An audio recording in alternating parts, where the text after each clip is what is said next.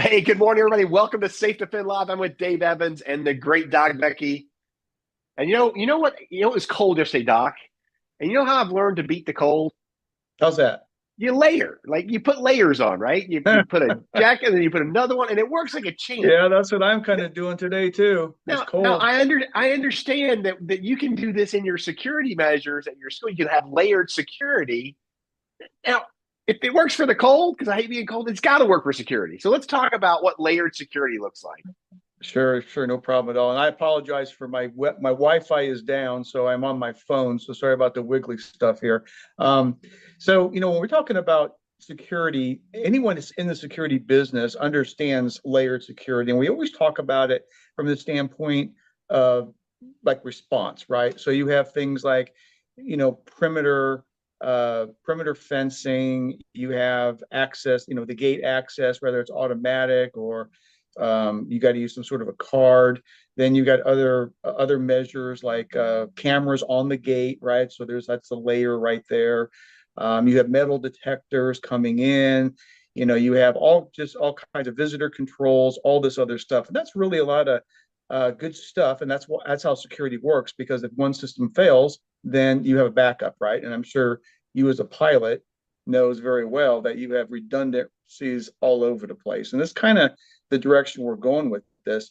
But there is layers you can do actually on the proactive side, right?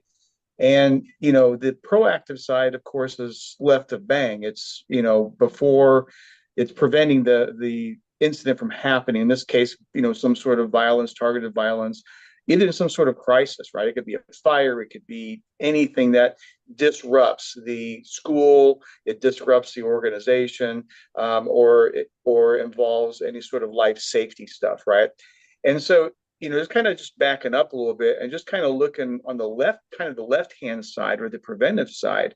There are essentially, four things to consider for your layered security. And even within these layers, you have sub layers, right? But I don't want to get too much in the weeds on that. The first thing, if we're talking about potentially a crisis or a violent situation, there are four things to consider. The first is looking at risk. The second thing is looking at threat. The third thing is looking at probabilities, vulnerabilities in your not just in your physical building, but also your processes.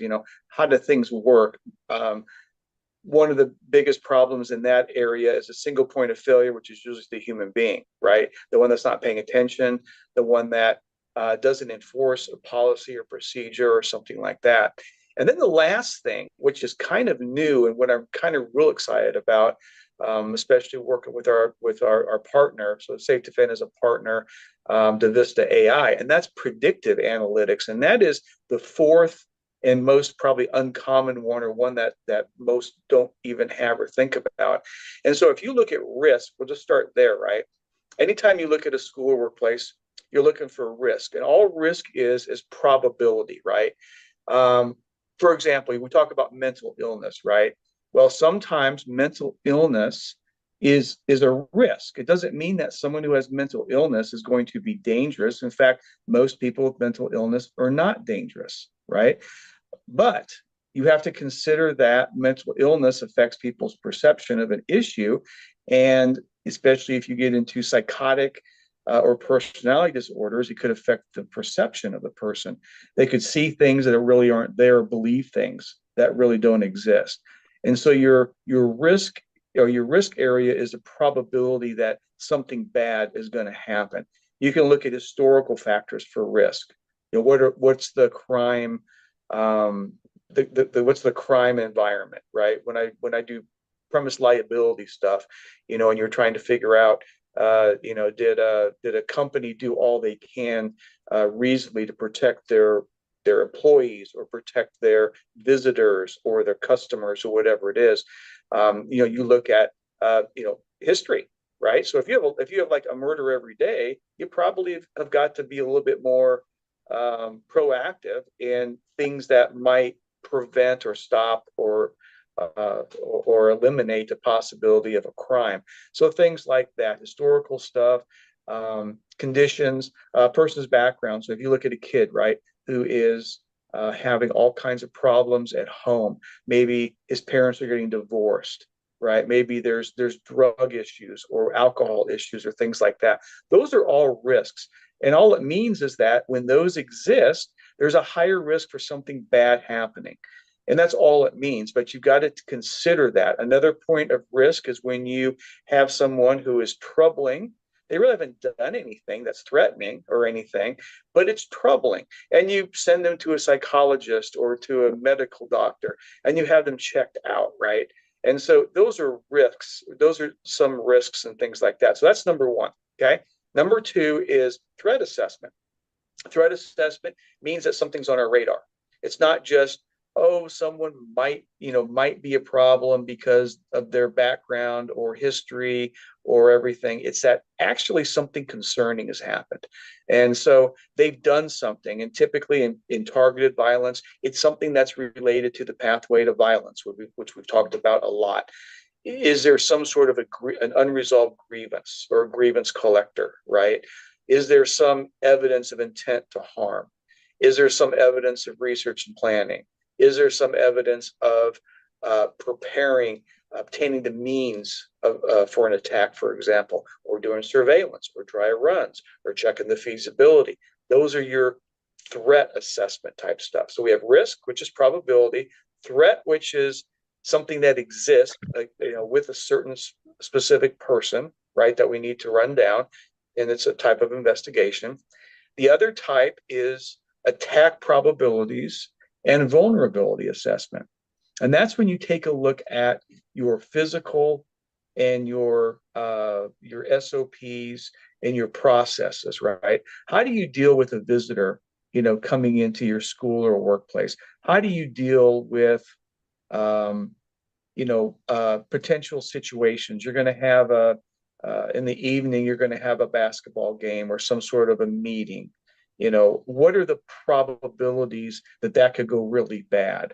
And so this has to do not just with looking at your physical security stuff like your cameras and your locks and your procedures and your technology and all the other stuff, but also tying that into if there were going to be some sort of let's say an attack, what is the most likely attack in this situation? Is it going to come from someone who's a stranger and has no connection to the school or the workplace? Is it going to come from a visitor or a customer or a client? Is it going to come from someone within, maybe a current or former employee or a current or former student? Or is it going to be some sort of maybe victim related or spillover violence, like someone is involved in domestic violence and the angry parent shows up to the school and brings violence, or the spouse of the employee shows up at the workplace and brings violence to the organization? So your vulnerability assessments look at the possibility of those four types of attacks, and then basically putting yourself into the headspace of the attacker, and then looking at avenues, assets, looking at time, looking at dates, and specific things for day-to-day stuff, shift-to-shift things, as well as special events. And that's your vulnerability piece. So risk is probability. Threat is you've got something on your radar that's concerning, that is threat-like, meaning it fits into the pathway to violence. Third is your vulnerability assessment based on the attacker, four types of attackers. And then lastly, which I want to kind of end with, is the idea of predictive analytics. This is not just dealing with the potential risk or what might happen or something's already concerning. This backs everything up and looks at history and current data that basically takes all of these processes, all of these technologies, okay, all of this data, all of the history, all of the even reported stuff, and makes sense of it. It takes those siloed areas of information and makes sense of it and puts it on a baseline and anomaly situation that can be applied nearly to everything, right? You can apply it to, growing grapes in a winery. You can apply it to the security, the mall cop on a Segway, right? What is going to be the best pattern for crime prevention? But it works really well in schools and workplaces because you can then look way ahead and see where these things that are in place that we can't see ourselves because we're not AI. We're humans. We're subjective. The AI looks at just data and then provides a prediction, and it's going to the next level now. I was just talking to the Vista last week, and they're helping police and security agencies look at everything from where their patrol officer is on their way to domestic violence. What's the history of the house? What's the history of the person? What is the probability? And also, what should they do based on their policies and procedures, best practices? And it basically is going to get to the point where what's going to happen today, crime wise? So I know where to put my people.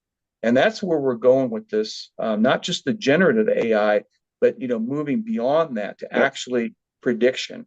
And so that's the hot area right now that I am involved in and trying to work, taking all of the previous stuff I just mentioned and putting it into a predictive analytic thing that schools and workplaces can access. And that's super exciting. And if we can do all four of these things effectively, we essentially are going to nearly eliminate the potential for violence in schools and workplaces.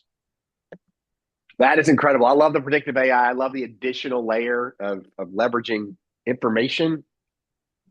I think it's something we saw in the early phases of Afghanistan. We had too much data and people couldn't sort through it. AI was not a thing in 2001. Right. We had drones, we had information coming in, but it was too much. And we need to be able to get the information as fast as we can and summarize it and get an opinion, a idea to a human being so they can make a decision on what to do next. I think people need to. I mean, AI does not make a decision. AI presents you a predictive analytics that says this is the chance these things will happen. Be prepared for A, B, and C. This child needs to be talked to for A, B, and C. You need to ask them if they're okay. So I know this is going to freak some people out, especially if they're big fans of RoboCop back in the day. If you remember that movie, but we have to do something different. Yeah. We can't keep doing the same thing over and over and over again, letting kids get killed. It's not going to work. So we got to change it up. Well, Doc, I hope it warms up where you are. I know it snowed all through Kansas last night and Yeah, I know. yesterday. We got a So little bit here in Missouri. It's not bad. yeah, I don't think it's as bad as Kansas, but it's still below zero or below freezing. I mean, so that's bad. I don't want to brag, but it's supposed to be 60 here today, 70 tomorrow, and 80 on Saturday. So I'm pretty happy. Yeah, you're a little warmer than we are. Enjoy it. I will. All right, Doc. For this episode of SafeDefend Live, Doc and Dave, we are out of here.